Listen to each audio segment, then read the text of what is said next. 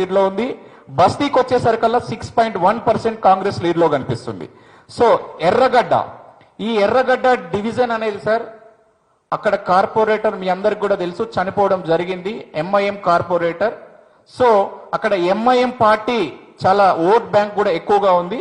So అక్కడ survey చేస్తే మేము ఎర్రగడ్డలో డివిజన్ లో సర్వే చేస్తే ఎర్రగడ్డలో 47.1 కాంగ్రెస్, 42.6 బీఆర్ఎస్, 10.1 బీజేపీ ఉందండి. ఇక్కడ ఎర్రగడ్డలో 4.5% కాంగ్రెస్ లీడ్ లో ఉంది.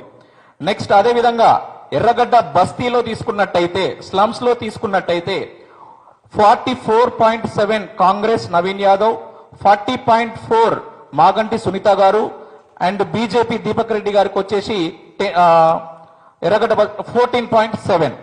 సో 44.7 కాంగ్రెస్, 40.4 బీజేపీ బీఆర్ఎస్, 14.7 బీజేపీకి ఉండడం జరిగిందండి.